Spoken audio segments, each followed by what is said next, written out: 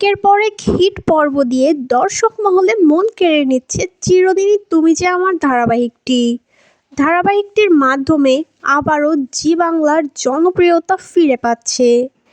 মিঠাইয়ের পর এবার সব জায়গাতেই অভিনয় দিয়ে বাজিমাত করছে চিরদিনই তুমি যে আমার ধারাবাহিকটি। এবার ধারাবাহিকটিতে অপর্ণাকে দেখা গেল আর্যর অফিসে। অপর্ণা প্রথম দিনে অফিসে গিয়ে পড়ল মহাবিপদে। অপর্ণারা অত্যন্ত মধ্যবিত্ত ঘরের মেয়ে, তাই সে চটি পরেই অফিসে গেল। কিন্তু প্রথম দিনেই তার পায়ের চটি ছিঁড়ে গেল।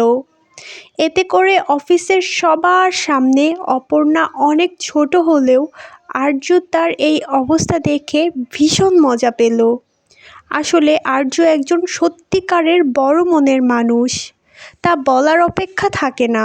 আর্য যদি বড় মনের মানুষ না হতো তাহলে এত বড় অফিসার হয়েও অপর্ণার মতো একটা মধ্যবিত্ত ঘরের মেয়েকে তার অফিসে অ্যাপয়েন্ট করে না। আর্য এসব দেখে অপমানিত হওয়ার বদলে অপর্ণার এসব ছোট্ট ছোট্ট ভুলগুলো দেখে আর্য খুবই মজা পায়। কিন্তু অফিসের কেউ অপর্ণাকে খুব ভালো করে দেখতে পারে না। আর্য মনে হয় অপর্ণাকে নিজের জীবনসঙ্গী হিসেবেই পেতে চায়।